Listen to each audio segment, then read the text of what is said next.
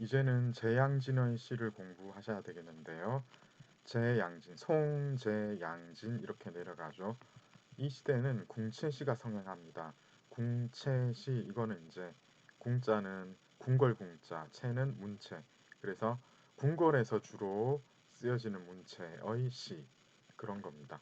그러니까 궁궐 스타일이니까 영어로는 팰러스 스타일 이렇게 얘기를 하거든요. 이게 형식의 아름다움만 추구를 했다. 그래서 이 남조 시대의 유미주의의 한 발로라고 보시면 되겠고, 이 가운데 중요한 게 율시 절구에 근접한 형태가 출현하게 됩니다. 그래서 여러분들 당시 가게 되면은 근체시가 나오잖아요. 절구하고 율시 그런 형태가 갑자기 출현하는 게 아니고 이 시대를 거치면서 차츰차츰 형성이 됩니다. 특히 이제 이 사람이 이제 이론적으로 크게 활약을 해가지고 나온 게 근체시이다라고 보시면 되고 이 사람이 사실상 근체시를 완성하는 근간을 이루었다라고 보시면 되겠고요. 자, 그리고 내용상으로 근데 보면은 요거는 이제 형식적인 건데 내용상으로 보면 여기서 뭐 색정을 추구했다 이렇게 표현을 했는데 뭐냐면은 어, 그 궁궐에 있는 여인 부인들의 어떤 생활을 소재를 해서 많이 시를 썼어요. 그래서 보통 이제 다른 때 시 보면은 다른 조대의 시를 보면은 뭐 산수를 묘사한다든가 아니면은 그 시경 초사 같은 거 쭉 보면은 어떤 것들이죠. 주로 이제 남녀 연정을 노래하더라도 남자 여자에 대한 서로의 연인에 대한 생각들 이런 것들을 얘기하고 아니면 사회시라든가 이렇게 하는데 여기서는 그게 아니고 여성의 어떤 그 외모 묘사 혹은 아주 디테일한 심리 묘사 이런 것들을 하거든요. 그거를 이제 색정이라고 이렇게 표현을 했어요.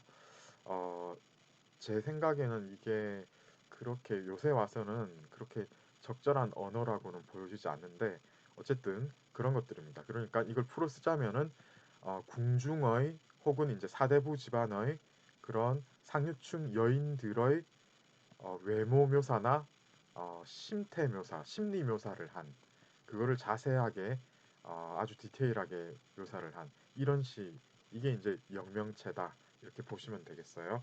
영명체를 잘 쓴 사람들을 이제 경능파루라고 마치 건한칠자, 중림칠연 뭐 이거 비슷하게 중국 사람들이 이렇게 만들어서 붙이는 거 좋아하는데 이렇게 이제 8사람을 얘기를 하거든요. 다는 안 가져왔고 여기에 경능파루에는 황제도 들어갑니다. 이 양무제 소연이라는 사람이 성이 소씨예요.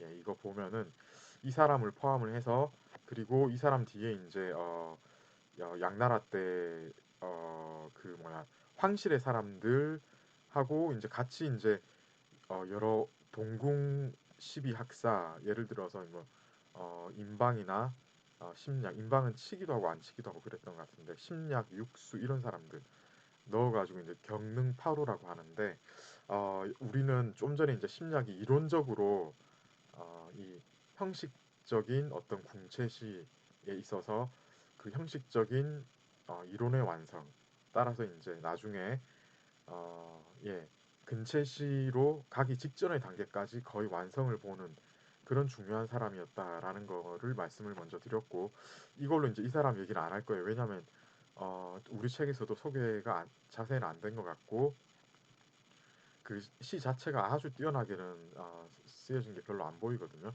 사조가 이제 시를 잘 썼어요. 이 사람이 이제 그 사령운하고 비슷한 스타일의 시를 썼는데 사령운을 큰 사라고 한다면 이 사람 이제 소사, 작은 사 이렇게 부를 수 있을 것 같아요. 예, 이 사람에 대해서 좀 얘기를 하고 영명체에 대해서도 조금 얘기를 하고 그리고 요 황제 이 양나라 황제 집안에 대해서도 얘기를 하고 예, 이번에는 그런 것들을 좀 얘기를 해야 되겠습니다. 먼저 사조 같은 경우에는 이 사람도 사령운처럼 귀족 집안 출신이었고 희한하게도 같은 사시라서 그런지 그 사령운의 산수시를 계승 발전시킵니다.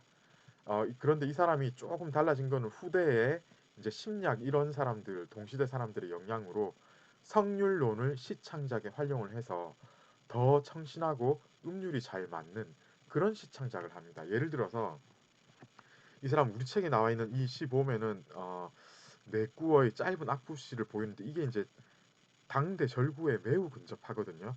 평측을 보면은 조금은 이제 안 그런 부분도 있긴 하지만은 이 지금 보시면은 이게 어떻습니까? 이 딱 봐도 이건 악부죠. 왜냐하면 지금 보면 악부시의 특징대로 오온으로 썼고 지금 보면 어, 멀리 떠나 있는 남자를 기다리고 있는 데다가 어떤 그 스토리가 들어가 있습니다. 서사가 들어가 있죠. 이런 게 이제 악부시의 특징인데 그대로 이게 반영되고 있고요. 지금 보면 기약을 해놓고도 기약날 돌아오지 않으니 어떤 날 오겠다고 딱 했는데 아마 장사 갔다가 왜 안 돌아온 것 같습니다. 이 기다리고 기다리다가 짜던 배틀을 지금 그만 그 딱 물리고 이제 내려왔습니다. 그리고 동쪽 밭의 둔덕길에서 그 사람 기다리려고 계속 서성이는데 달은 떠 있지만 다니는 사람이 거의 없고 굉장히 지금 쓸쓸한 지금 광경이죠.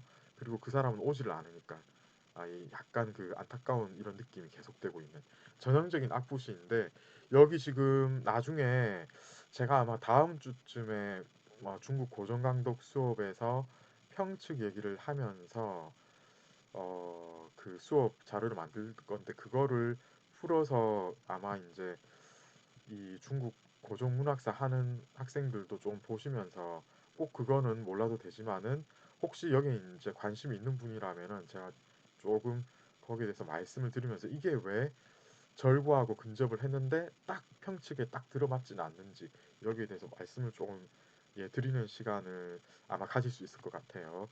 관심이 있는 분들은 그때 참고하시면 되겠고요. 비슷하게 지금 보면은 이런 식으로 양황실에 보면은 양무제였던 소연 그리고 그의 아들이었던 이 사람들 소명태자는 문선을 편집한 사람으로 굉장히 중국 문학사에서 중요한 역할을 하게 된 사람입니다. 그런데 태자로서 이제 시간을 좀 보내다가 요절을 해서 이제 그 동생한테 황희가 넘어가서 이제 간문제 그리고 이제 원제 이런 식으로 넘어가는데 이 사람들이 전부 문학을 애호했어요. 마치 조조 삼부자를 보는 것 같죠. 그리고 또 특징은 이 사람들은 불교를 중시했습니다. 이게 우리 책에서는 중요하게 취급되지는 않는데 혹시라도 이제 이쪽에 관심이 있는 분이시라면은 이걸 반드시 알고 넘어가셔야 됩니다. 양나라는 불교 만능주의였다. 무조건 불교 위주로 돌리고 불교에 투자를 엄청 하고 결정적으로 아마 이 불교 사원들 너무 많이 짓고 이러느라고 아마 나라가 무너질 정도였을 거예요. 그 정도로 불교 위주의 나라였습니다. 그리고 염정적이고 음란한 내용이라고 했는데 결국은 아까 색정적이다 그 말이거든요. 그러니까 뭐냐면은 부녀자의 관점에서 써가지고 그거를 이제 이렇게 표현을 한 거예요. 현대적인 어떤 관점에서 보자면 꼭 그렇지도 않다라고 볼 수 있을 것 같아요. 그리고 화사한 언어, 그러니까 화려한 언어와 수사법, 기법, 표현 기법들을 써가지고 예, 시를 썼습니다. 그리고 이 사람들이 이제 민가차의 짧은 노래 형식의 이제 요런 것들을 구사를 했다 이런 건데 우리 책에서 한번 보셔야 되겠어요. 자야가를 이제 보실 건데 이게 보면은 양무제, 그러니까 소연이죠. 경능파루 중에 한 사람. 이 사람의 시인데 딱 보시면 표가 납니다, 여러분. 이게 지금 자야니까 이 한밤에 부르는 거예요. 사랑 믿고 앞으로 나오고 싶은 듯한데 이제 어떤 여인을 지금 묘사하고 있는 거예요. 부끄러움에 선뜻 나서지 못하네. 남자가 이럴 수가 없죠, 그죠? 붉은 입, 여자 여인의 입술입니다. 고운 노래 나오고 옷 같은 손가락은 검은 고추를 고르네 해서 오온의 굉장히 짧은 악보시 같은 마치 민가의 어떤 한 부분인 것 같은 느낌을 주죠. 이거를 양무제 황제가 썼다고 합니다. 야 여러분 어떻게 보면 이게 할 일 없나 이런 생각 안 듭니까? 황제가 쓴 게 뭐 고작해야 뭐 이런 건가? 근데 이전에 위나라 때 보면은 조비의 영가행도 사실 이거하고 비슷한 거였어요, 그죠? 예. 뭔가 남녀의 감정에 대해서 연인의 감정에 대해서 얘기를 했고 특히 이 시대 보면은 여인의 입장에서 이렇게 쓰는데 그냥 이게 유행이었다. 그 당시에 유행이었다. 이렇게 보시면 될 것 같아요. 그러다 보니까 황제도 이런 글씨를 쓴다. 이런 형태의 글을 쓰게 되었다. 이렇게 보시면 되겠고요. 이 시기 보게 되면은 이제 뒤에 보시면은 궁채시 시인들이 큰 활약을 합니다.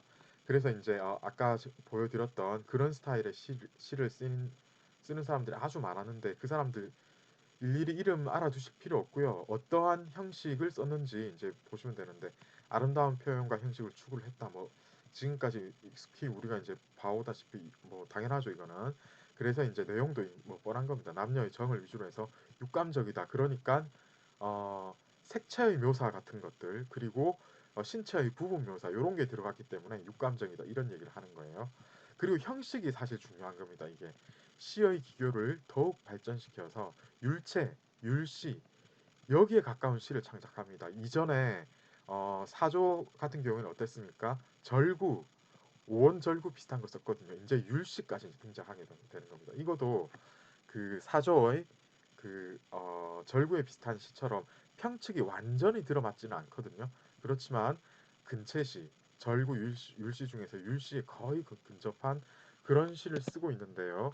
우리 책에서 지금 보시면은 바로 여기서 이제 소개하고 있는 이 위에서 가야 되겠네요. 여기서 위에서부터 쭉 진행이 되겠습니다. 여기 보시면은 오균이 쓴 시예요. 사실 이 시대 시인 보면은 이 강엄이라든가 강엄은 부도 많이 썼고 오균, 하손 이런 사람들 정말 유명한 사람이거든요. 그렇지만 우리가 이제 너무 많은 사람들이 있기 때문에 보면 이제 하손, 오균 시 잘 썼다고 돼 있죠. 그냥 조금 오균의 시를 한번 보고 넘어가도록 이 한 편만 보겠습니다.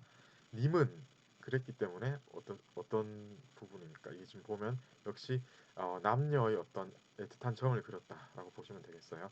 화려한 집에 머물러 있는데 나는 넓은 강물가 딱 이렇게 대조를 이뤘죠. 대꾸가 된 겁니다. 바로 이게 이제 대우라고 보시면 되겠고 성이 높아 바라보면 그곳 보이더니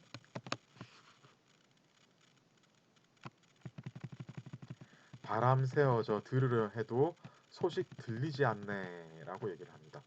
물에 씻긴 개구리밥은 서로 엉클어져 있고 떨어지는 나뭇잎 아직도 어지럽네. 이거 두 개도 이제 대꾸인 거예요. 요 부분인데 요거하고 요거가 이제 대꾸인데 이 보시면은 이거 두 개가 무엇입니까? 형용사, 명사, 형용사, 명사라고 딱 되어 있고 이 전체 주어입니다. 방, 상, 부사, 그렇죠? 그리고 요 요자하고 이 분자가 각각 이거를 형용하고 있습니다. 이게 떨어지는 나뭇잎이 사실 제가 이거를 번역을 한다면 이렇게 안 했을 것 같아요. 엉클어져 있다, 어지럽다 이거를 의성어, 의태어로 봤을 것 같아요. 이거 이제 그 부분이거든요. 의성어, 의태어는 어떻게 구별할 수 있냐면 이렇게 중복이 됐어요. 두자, 두자. 이러면 의성어, 의태어라는 건데 여기서 만약에 제가 번역을 할 것이라면은 뭐 이리 엉클 저리 엉클 낙엽은 아직도 뭐 이거는 진짜 분분하네 이런 식으로 분분을 쓰니까 그렇게 아마 했을 것 같아요. 그러니까 딱딱 지금 대꾸를 잘 써가지고 대우를 맞춰서 이렇게 한 겁니다.